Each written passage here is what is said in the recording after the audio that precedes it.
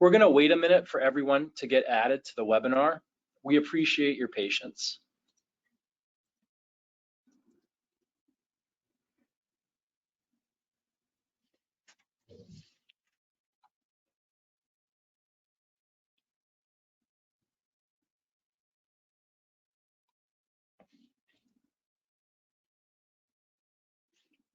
Again, we're going to wait a minute for everyone to get added to the webinar.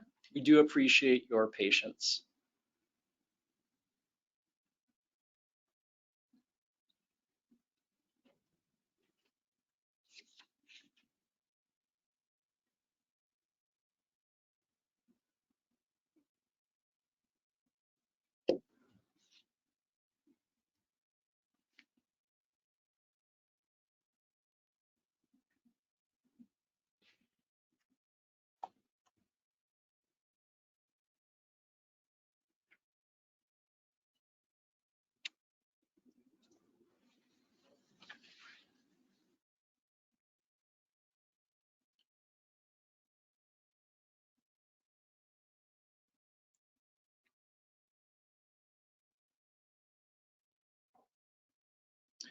Hello, good morning, good afternoon, or good evening, depending on where you're joining from. My name's Tom Burke. I'm the Associate Vice President of Consumer Sales at Silversea Cruises.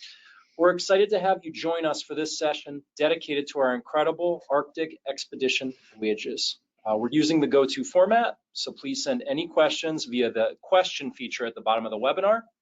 We are using this versus the chat feature as it's private. We'll try and answer any questions that you have, either using the aforementioned question feature, or we will save it for our Q&A session with our presenters at the end of the program. The presentation will be approximately 1 hour. We're going to have an exclusive offer for all of our attendees, and we will go over all details towards the end of the presentation. So now that we've got that out of the way, I'd like to introduce our experts that we'll be hosting today. Bob Simpson is one of the most respected names in expedition cruising. He has traveled all around the globe and has extensive experience providing unforgettable adventures in this amazing region. He also provides a unique perspective because he has traveled to every corner of our tiny planet. Bob is invested in creating partnerships with all of our remote destinations, which enables Silversea to create a unique experience based on sustainability,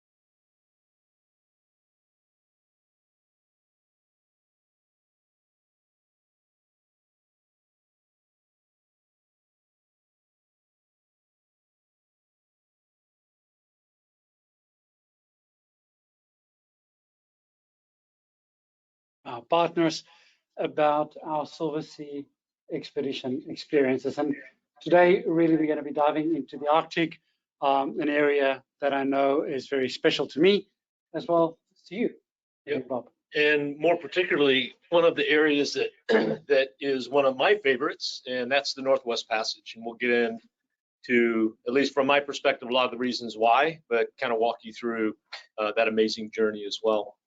But I think before we start, it's important to really look at what makes Silversea different. You know, there's so many opportunities and so many choices these days when it comes to cruise travel and expedition travel, and I think it's really important to understand what sets us apart. And I think it starts really with our polar coverage. You know, we really do cover the both Arctic and Antarctica with our 3 expedition ships that visit the polar regions, and we really do have probably one of the largest polar coverings in the industry. Yeah, absolutely. And you started it, as Tom mentioned.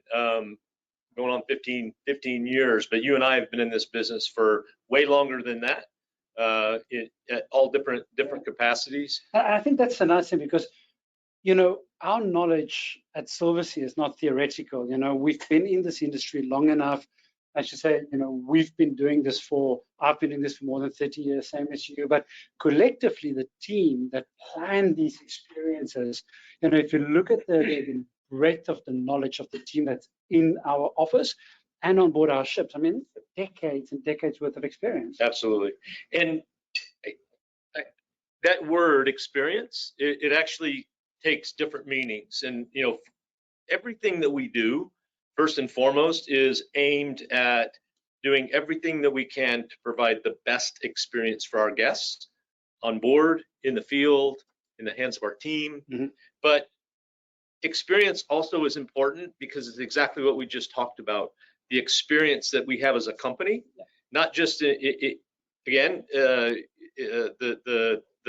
shoreside team, which has, I would say, yes, decades and decades of that experience, but on board, the experience that we have with our team. And that's really the secret sauce. That's the magic ingredient. You know, it translates into an amazing experience for our guests, but it also translates into a safe experience for our guests, because the reality is the areas that we operate in, and although we continue to innovate and go to these amazing destinations around the globe, you know, together with some of the best expedition staff, we do it in a very safe and responsible manner. You know, with our expedition staff, we've got as I said, some of the best in the industry, but we also spend a lot of time investing in training and development. You know, we just finished a pre-Antarctic season. Our Antarctic season just started a couple of days ago, and we just had 60 staff down in South America, where we gave them in-depth training on wilderness first aid, crevasse rescue, and so on and so forth. So it really is that experience that sets Silversea apart, and something that I think we can be very proud of. Yeah. And you hit the nail on the head also, the coverage that we have with the polar regions, and the ships that we have really are what enable us to deliver that experience. The platform, luxurious. If our guests that have obviously have traveled with us before with Silversea, you know what to expect in terms of the delivery of the luxury experience. But the platforms are ideal to unlock the experience on the ground, in the Zodiacs, the operation. You know, a lot of thought has gone into our ships, and you know, today we'll be speaking about the Arctic, specifically the Northwest Passage. But you know, the two ships that visit the Arctic on a yearly basis, of course, is the Silver Wind and our brand new Silver Endeavour. These ships really are game changers in the industry. Silver Wind with a capacity of 274 guests. She has got 26 Zodiacs, an expedition team of about 30, and Silver Endeavour with 220 capacity, just over 20 Zodiacs, 26 expedition team. Really, as you said, the perfect platforms to explore these incredible destinations. Yep. And it is about the destinations, right? Exactly. And 100%. And that's what we focus on. And we're not just a bystander. We're not just transient. Mm-hmm. We are participants. We are very engaged, all the way down to the community level and the places you'll see during the presentation, some of the great places. But it is very important that we don't just come and do our thing, that we do it in a very responsible and engaged way. And so that community engagement and that level of destination development is extremely important. It really is important for us. You know, it's something that I know that all of us at Silversea and at the Royal Caribbean Group is extremely passionate about, that we have to have a positive impact, whether it is a positive impact with the communities that we visit, a positive relationship, but also with the environment. That, you know, when we are out there in these incredibly fragile remote destinations, that we do it with the utmost amount of respect. And, you know, whether it is a Zodiac cruising, whether it is hiking, kayaking, whether it is learning from our expedition staff on board and ashore, or engaging with the communities, our Arctic experience is all about the enrichment, and, you know, for our guests to come away from that experience feeling that they've really connected with the environment. Yeah, absolutely. And so let's start at a higher level. Let's start at that high level with the Arctic. as a destination, as a geographical region? I always get asked the question, what's the difference between Antarctica and the Arctic? Well, it's very easy from a geographical standpoint, for sure. The Antarctic is a continent surrounded by water, surrounded by ocean.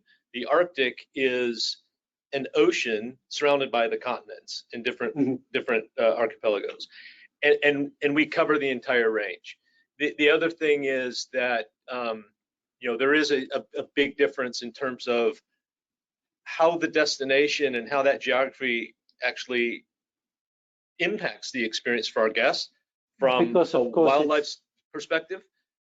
We have communities that we visit. Exactly, it's inhabited, whereas Antarctica mainly isn't. Exactly. It's a huge area, and you also deal with a lot of geopolitical factors. It's different countries, different nationalities, different regulations. It's quite a fascinating place. It is, and that's something particularly for me that I really get kind of enthused about. And you do have some level of geopolitics with Antarctica through the Antarctic Treaty and all that, but you have different governments that actually have sovereign decision-making control that again, it's very important for us to be in sync and engaged with not just at the community level, but at the national level when it comes to our operations. I also think one of the big things for me about the Arctic is how vast it is. The areas that we visit in Antarctica is, although it's a massive continent, where we visit in Antarctica is quite condensed, whereas in the Arctic it's so spread out. And it actually allows us to visit different regions. And even if you've been to Svalbard previously, going to Greenland and Iceland, or going to the Hudson Bay, or going to Baffin Island, or the Northwest Passage, each of these regions really give you a very different feel and a very different experience. So for our guests that have been to the Arctic, or one of the areas that we cover in the Arctic, I really encourage people to come back, because depending on where you go, you will have a different experience. Yeah, absolutely. So let's talk about the voyages that we're going to focus on today, and particularly the Northwest Passage. But before we get to that, we have it bookended. This is with the Silver Wind, our beloved Silver Wind that you already outlined. But you have the opportunity to actually create sort of a grand Arctic voyage all the way from Iceland to Vancouver in the Pacific, Greenland, Canadian Arctic, Beaufort Sea, Bering Sea, Inside Passage. So 54-day journey that can be put together in segments or all together. And even that 54 days is still shorter than what Amundsen spent in the Northwest Passage. That's exactly right. By about 600. Exactly. Yeah. So the Northwest Passage must be one of those absolutely incredible bucket list experiences. I mean, my personal hero, Roald Amundsen, of course, the first Norwegian to have successfully gone through the Northwest Passage over a period of a few years. But it is one of those destinations that or voyages that very few people have actually done, whether it was on an expedition ship, whether it was in an exploration voyage. We now do it in luxury on the Silver Wind. Yeah, but it is quite a. It is absolutely a bucket list, and from my perspective, doing the entire navigable transit of the Northwest Passage is the key to that. 4,700 nautical miles. You already talked about the vastness of the Arctic, and that comes completely live on this program. 152, I think, longitude lines that we cross. 24 days from Kangerlussuaq to Nome, Alaska. And if you think about the journey, and if you think of that map that we showed a little bit earlier, there's a lot of places that we show on that, right? There's two places in particular that I would draw the attention to, and that's Kangerlussuaq in West Greenland and Nome, Alaska, the Bering Sea, right? We know that that's where we're going to be in, and we know that that's where we're going to end. We hope. That's where we're going to end. But in between, it is expedition, and every day is going to change. It's going to be dependent on the ice. We talk about the wildlife. We'll talk a little bit about that here in a few minutes as well. We want to make sure that we're delivering these experiences. We don't control the wildlife. We don't control a lot of the conditions. So we adapt the itinerary, based on that. And again, that's what expedition cruising is all about. And as I said, hopefully this 24-day journey will be much shorter than the 3-year journey Amundsen did in 1903. But let's look a little bit about the journey start to finish. You mentioned that we start in Kangerlussuaq. Of course, Kangerlussuaq is in West Greenland. It's nothing more than an airport, really. At the end of a beautiful fjord, the Sonderstromfjord. And that's where our guests will join. And our guests fly in on a charter flight. So you do not have to make your own way to Greenland. We have charter flights that Bob and his team actually arranges. And we fly everybody in and we join the Silver Wind. Yeah, and a little bit of the history on that as well. There's one place that you can actually fly from outside of Greenland internationally, and that is Kangerlussuaq, right? And it was created as a military stopover point for the Allied forces going back to World War II. And so it is the only airstrip that can accommodate. But again, we have the charter flight, so we get all of our guests there. And to begin the voyage from Kangerlussuaq. As a youngster, I spent a lot of time in Greenland, particularly on the west coast of Greenland. And I think it is one of the most underrated destinations in the Arctic. It's not Greenland itself, it's not, especially the western and southern part itself, is not wildlife rich, although there is definitely marine mammals to be seen and wonderful bird opportunities. But it's the scenery, it's the glaciers, it's the ice. And, on this voyage, we spent about 4 days along the coast of West Greenland. And it's absolutely mesmerizing to be able to take our Zodiacs, to go hike, to visit with the communities. West Greenland was created for expedition cruising, right? And it's the scale. It's the scale of the geology, the rocks, and our geologists on board.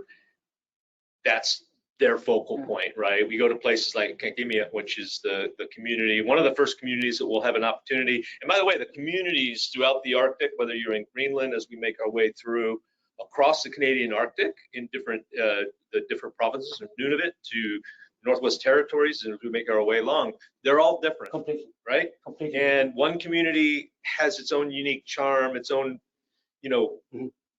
the presentation of the experience is going to be different no matter where we go.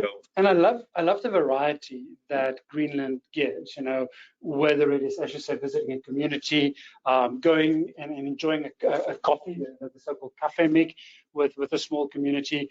It also offers us the opportunity to go on longer hikes. Because most of Greenland, especially where we visit, you won't encounter polar bears. The polar bears come later on in this voyage. But it does allow us to go on longer hikes with the expedition staff, learn from the geologists, learn from our botanists. It gives us the opportunity to use our Zodiacs. And again, with the beauty of the Silver Wind is the amount of Zodiacs that we have, the large expedition team. And of course, our expedition staff all drive Zodiacs. So you always have an expedition staff member with you. And there are a few places left on Earth where you have got these amazing glaciers that come straight down all the way to the ocean, and allowing the expedition team to just take the boats out and explore, and also, of course, taking the kayaks out. Yep. And to go back to that element in terms of the variety of experience, right? And I get this question a lot: is can I do this? Am I capable to do this type of an expedition cruise? Whether it's the mobility aspect, being able to get in and out of Zodiacs, things of that nature, or getting on shore and doing the treks. And as a reminder, because of that number of staff that we have, we can actually break things up and offer something to everybody, right? You don't have to go on a 10-kilo trek. Exactly. You can shore walk with the experts, right? And you won't miss out on anything, because there's always something to do, whether it is a 10-kilometer or a 5-mile hike, or whether it is just, being with the botanist near the landing site, learning about the botany, learning about the fauna, the flora. It really is, an opportunity for everybody to learn. Again, going to the communities. We will visit the capital of Greenland, very interesting Nuuk. Yeah. Great museum, one of the best natural history museums you'll find anywhere. Because that's where you'll see the mummies. The mummies that were recovered up in the Umanak Fjord. 5,000-year-old, perfectly preserved. Really, really, it's a great experience. Sisimiut, It's an amazing thing to see, and in fact, when we do go up to Umanak, you know, you really get to see where the mummies were actually found and how well preserved it is. and again, going to the communities and Sisimiut, another place that conditions permit that we can get to.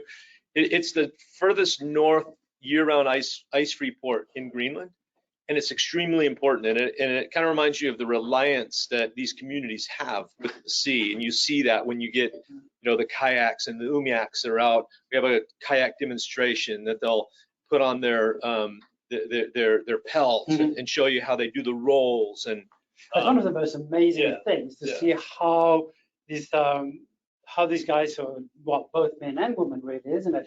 And come out with the umiak, and I've always fascinated to see how they roll and how they flip the thing around and then flip it over, just using the paddles and their body strength. Yeah, and we do have also a responsibility in terms of how we engage with the communities as well as members of AECO. We do have specific guidelines in terms of conduct, how we, are to work with the communities to provide this guest experience. But again, it's, these places are true sustenance living communities. Sure. They rely on the ocean or the sea. They rely on their working dogs, the Greenlandic dogs, which is a very unique breed. They're really careful to show you those dogs, but you can't get near them. Because you have to understand, this is a working dog. It's like having a horse on a farm. It's not a pet. It's not a pet, right? Exactly. I think one of my favorite places along the west coast of Greenland must be Disco Bay. I mean, the Disco Bay, especially in Ilulissat, with the Ilulissat Glacier, it's one of the fastest moving glaciers in the planet now, whether it's a good or a bad thing. But this ice fjord moves at about 19 meters a day. It's incredible, and because of the movement, because of the fast movement, and the fact that annually it carves off about 35 cubic kilometers of ice. I mean, that's an astounding amount of ice, and this ice flows into Disco Bay, and it has to be some of the most incredible icebergs that I have ever encountered, and I've been fortunate to travel to all of the polar regions. And speaking of that, 80% of our time is kind of operating in the polar regions, right? And so we see it firsthand. We see it down south. We see it certainly up north. And this is a classic visual for our guests to kind of get a firsthand sort of understanding of how things are changing. I mean, the fact is that they are changing, and the Greenland ice cap, contributes, to that, and everything connects together. It's a conveyor belt. The ecosystem are experts on board that will speak to that. They'll not only show you what you're seeing, but they'll explain what it really means. Yeah. And that's really what it's about. But then we leave Greenland. We head over to the Canadian Arctic, and Bob, I find that the Canadian Arctic is an area that very few people actually even think about traveling to, yet it's probably one of the richest destinations in the Arctic. I mean, the variety, the scenery, the diversity and the wildlife, maybe not the volume of wildlife that we get in Antarctica per se, but the variety in terms of, as I said, the scenery, the glaciers, the geology.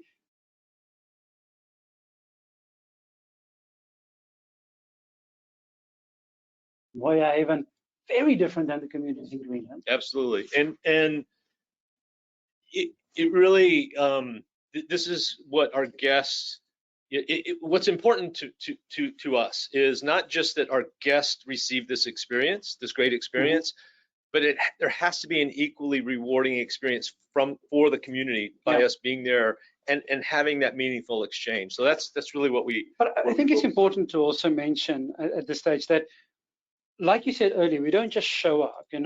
When we make a decision to visit some of these remote communities, whether it is in the Canadian Arctic, whether it is South Africa, whether it's Papua New Guinea, when we plan a trip to these destinations for the first time, we will always send people from our team, from our expedition development team, from our destination development team, to enter into a dialogue with the community to understand what it is that they would like us to show. And first of all, if we are welcome even, it's Yeah. not just showing up. It's two things. It's making sure that there's an agreement, but it's also, it's pretty simple. We don't want to go and tell them what we want to do. Of course not. We want them to tell us Yeah. what they want us to do. Because it's their community. Yeah. It's their community, and there has to be an economic benefit also, and a long-lasting economic benefit from our visit, and indirectly, because our guests, book a cruise with us or an expedition with us, they are contributing in a proactive manner to this community. Yeah, and you come back with just memories, right? Memories of being there. But I like this because there's some really, really creative people up there, and some of the Inuit art that throughout the different communities, whether it's soapstone sculptures, print art that represent their it really every piece represents their lifestyle, absolutely, or their history. Yeah. And it's I mean, you've been to my house. I mean, the soapstone carvings that I have on display. I mean, it's just some of the most beautiful intricate artwork that you're able to buy. Yeah. So the culture is kind of first and foremost. That's what we engage in. But for me, and this is what I love about the Northwest Passage, is the context of history. Yeah. And some of the elements. So as we kind of wind our way through, we start getting into these different layers of history of the Northwest Passage, going back to John Franklin getting lost with the Erebus and the Terror. Raoul Amundsen, you talked about taking 2.5 years to make his way through the first time, and more recent, the geopolitical aspects of the Canadian Arctic in particular. We will spend a couple of days up in Lancaster Sound. That's in between where Pond Inlet is on the north end of Baffin Island, and then the larger island that's just north of that in Devon Island. Again, we get into some great experiences of the geology, the glaciers at Croker Bay, places like that, the wildlife, the bears that we start, really that's where we start getting a good taste of keeping an eye out for the bears. Once we leave Pond Inlet, that's when we start going into the Northwest Passage proper. Right. And I think for me, every time that I'm in this region, I always reflect back on what you've just said, the history of the explorers and the heroic age of exploration. And I always reflect on the fact that what we are seeing, whether it is the beautiful glaciers, whether it is these magnificent geological formations in Croker Bay, this is the same scenery that Amundsen and Franklin theoretically saw. Yeah. It's the same harsh terrain. And then, especially in this part of the Arctic, there's also the history of the Royal Canadian Mounted Police and their presence, which is a little bit more recent. Yeah, the RCMP, and then also the Hudson Bay Trading Company, which was established to create this trading opportunity within the Canadian Arctic. And you start with the RCMP camps that were established, and again, this gets to the geopolitics and over the particularly going back into the First World Wars and the Second World War and going into the Cold War era, where control and sovereignty, let's not forget what the Northwest Passage represented from the beginning, right? Was a trade route. Exactly. Finding that trade route that could cut the time that they needed from Europe 100%. To get to Asia, right? 100%. And so it's valuable real estate. And so over the course of time, there's been land grab, different countries trying to get control in different areas. And so over a period of time, Russia actually started to try to establish their own presence in some of these Canadian Arctic archipelagos. And so that's why the government established the RCMP camps, exactly.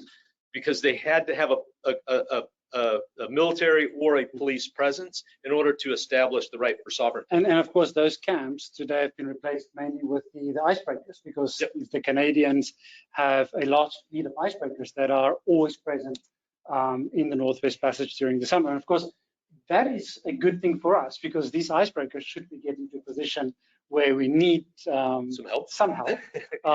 they are always there. But it's not only about the recent history. It's not only about the geopolitics. It's not only about the culture that we will experience. Of course, it's also about the wildlife. And we do come across a wide variety of wildlife, especially as we go deeper into the Northwest Passage. Right, and we touched on it a little bit. The wildlife is just so dramatically different in a place like the Arctic, and especially, the polar bears, for example. They're very nomadic. Mm-hmm. There's not, again, there's not hundreds of thousands of them roaming everywhere. We got 20,000 left in the wild. We have to know where they're at. We have to. A lot of times it's sort of instinctual for our expedition team. We got to find the ice. That's really their natural habitat. A lot of times they're in places on shore where they've got basically stuck. We have to, the ice is receded, or they got to wait for the sea ice to come back in. But they need always a food source, right? And so you always know generally where to look is where there is a likely food source. Yeah. So this is, there on Devon Island, the shores of Devon Island, where you got the mother and two cubs. By the way, that's pretty common, right? You'll see generally with the cubs, it's 2 or 3. Usually it's the twins. But it's just, when you do see them, it's a singular experience, but it's mind blowing. Right? I think it's important also, Bob, that we spend a bit of time talking about interaction with wildlife, and like you, like me, I mean, our entire company, and I know all our expedition staff and all the crew on board the ship are extremely respectful and passionate about environmental protection. And we cannot deny the fact that we are putting ourselves in this environment, the natural environment of the wildlife. So we are visitors, and we cannot ever be seen as intruders. So I know that we have got although we have got very strict industry standards that everybody adheres to, all companies, we even go a little bit further, to make sure that at no point ever do we put ourselves in a position where we will harm the wildlife. Our teams are specifically trained, our expedition teams pre-Arctic season. We spend a lot of time training them in bear behavior so that they understand the behavior of that bear, so that we know very clearly what the signs are if we are distressing a bear, whether or not we can approach or whether we actively need to retract. We cannot ever put ourselves in a position where we stress out these incredible marine mammals, because during the summer they are feeding. It's and any energy that they expend could result in a difference between life or death in the winter. Yeah, and you mentioned before, we just finished the Antarctic. Got the season that's ongoing now. We do the same thing prior to the Arctic season. So we'll get the team together, and a big part of that actually is in wildlife, behaviors and protection. We always have a big expedition team on, so of course our guests will learn from them, whether it is about polar bear behavior, from our marine biologists, about the whales, about the polar bears, or from our historians about some of the ill-fated expeditions that has happened in the Arctic. And this probably the Franklin expedition, one of the most famous for all the wrong reasons. I think the most famous for sure, and I'm sure most of our viewers have heard at least some of the story, or heard the reference of the vessels, the Erebus and the Terror, the two ships that were part of the Franklin expedition that actually were found in Peel Sound. We go right past it. Sure. Actually, during the voyage a couple of years ago, they finally found the two ships in that area.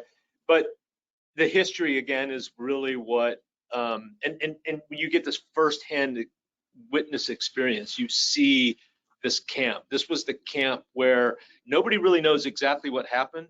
All we know are there are a number of the sailors that didn't make it beyond Beachy Island to visit. And so you see the grave sites, right? And so our historian is going to walk our guests through these archaeological sites, Northumberland House, which is one of the remaining structures that were, or pieces of the structure that they built there when they were overwintering. But you get this progression of history, and a little bit further, we'll find ourselves in a place where we learn more about the successful expedition, which was Amundsen, of course. Of course. But again, the historian's going to make all this come alive, and we get bits and pieces of it throughout the course of the year. You know, Amundsen has a, and I don't remember the exact words, but one of his sayings was, good fortune will fall on those that plan properly, luck we call it. Right. And ill fortune will fall on those that don't take the necessary precautions, bad luck we call it. And I think that's something that always resonates with me when we plan these expeditions, isn't it? Yeah, absolutely. Because in essence, it's the same, right? The planning is all about the planning and the preparation, and the ultimate outcome is going to be dependent on that. Exactly. It depends on the ice. It depends on the weather. And here we must make sure that we have the very best expedition staff. We have to make sure that we have got captains that are skilled in ice navigation. You know, that you have the right ship, that you have the right equipment to take our guests safely through the Northwest Passage.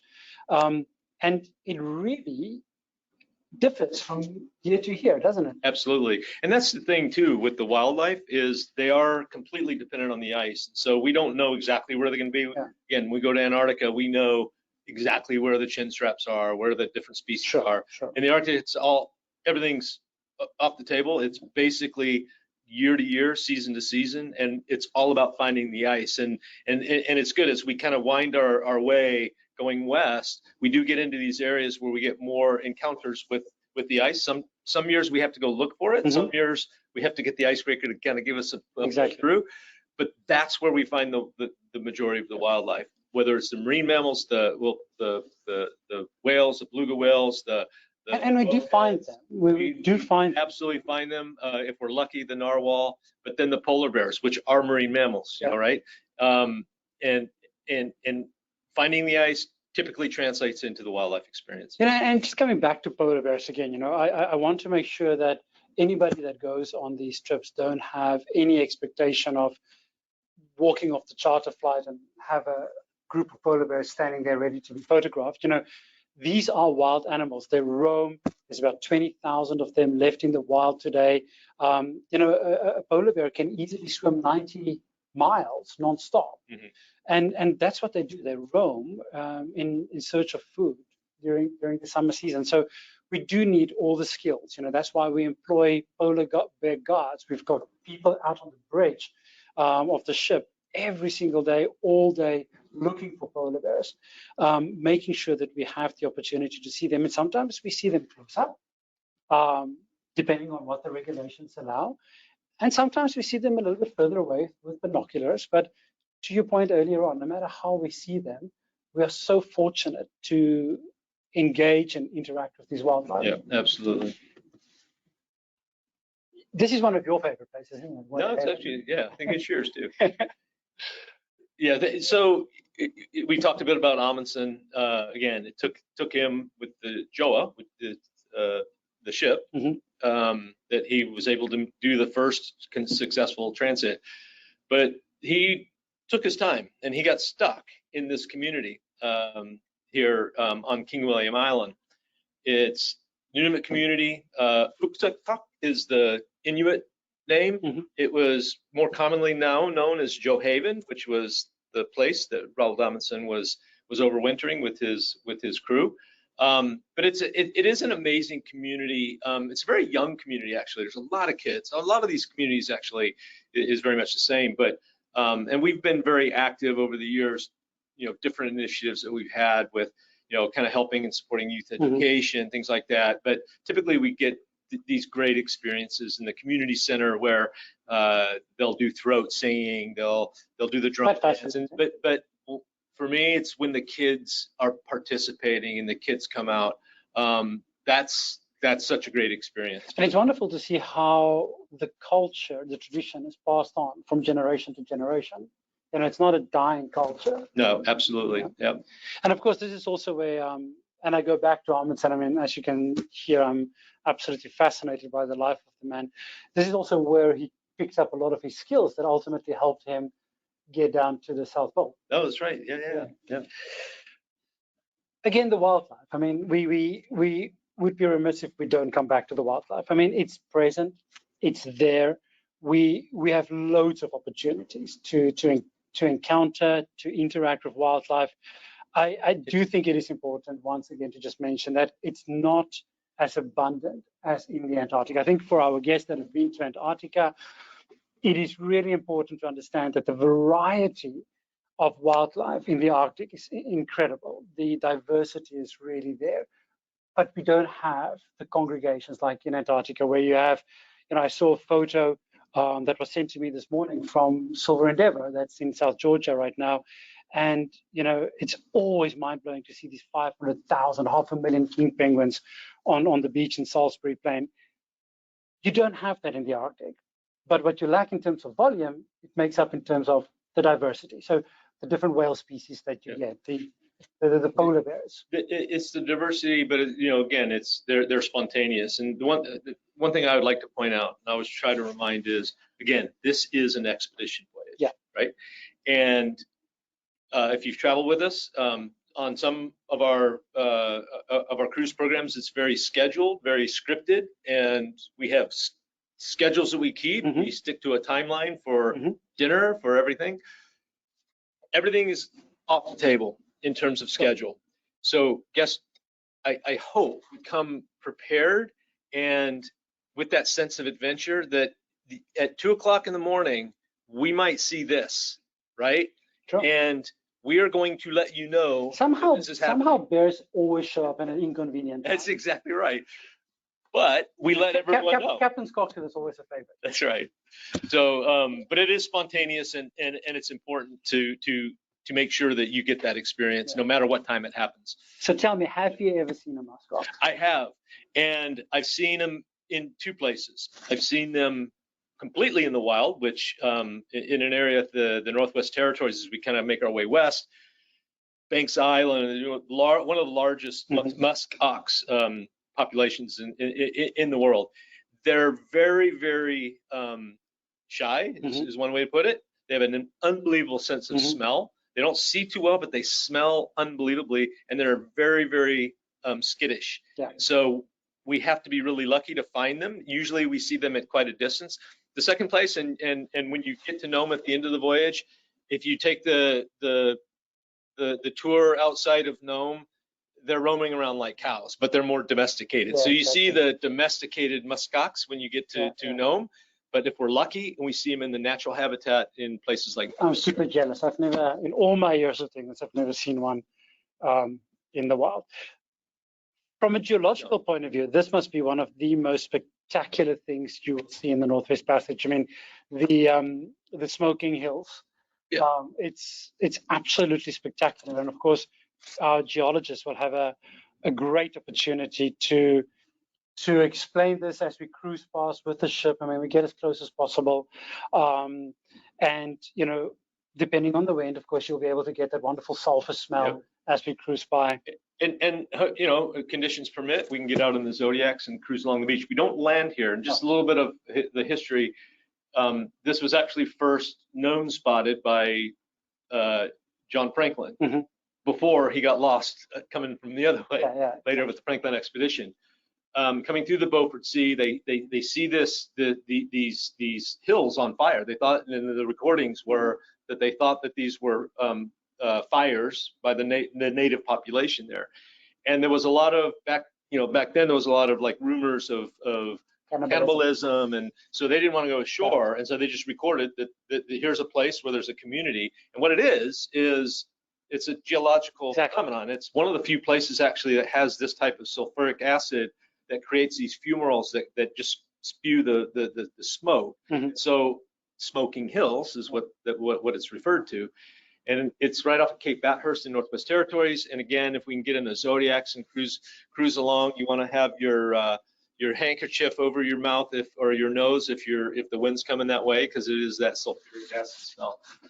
So, of course, we always get this question: what about the Northern Lights? And although I always say that if you are absolutely set on seeing the Northern Lights. Cruise is probably not the best way to do it, because we operate in the summer. It's, you know, the daylight, the extended daylight, you know, normally prevents us from seeing the Northern Lights. But because of the Northwest Passage and because of the time of the Northwest Passage, you know, we time it in such a way that we leave towards the end of August from Greenland, and that is done on purpose, because that's really the time that we know that the ice conditions by the time that we get to the Northwest Passage will allow us a reasonable chance of successful transit. What it also means is that we get into the Beaufort Sea in early September, when generally the atmospheric conditions are pretty good, and you get darkness at night. Yeah. So of course that combined, the atmospheric conditions together with the darkness, means that there's a pretty good chance for Northern Lights. Very good chance. And you know, there are never any guarantees in our world. We know that.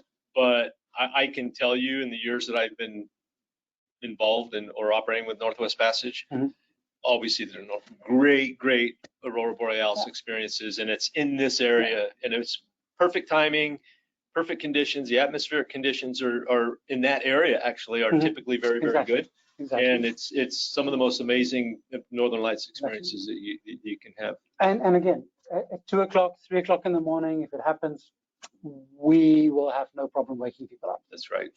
And then of course we end, you know, if we get there 24 days later, we get to Nome, Alaska, Gold Rush town. Yeah. Interesting community. Very interesting. A lot of history. A lot of people don't realize that Wyatt Earp set up camp there later in his after Tombstone, and had actually you can go right there on Front Street to Wyatt Earp's bar, and there's a hotel that he owned, and so the history is amazing.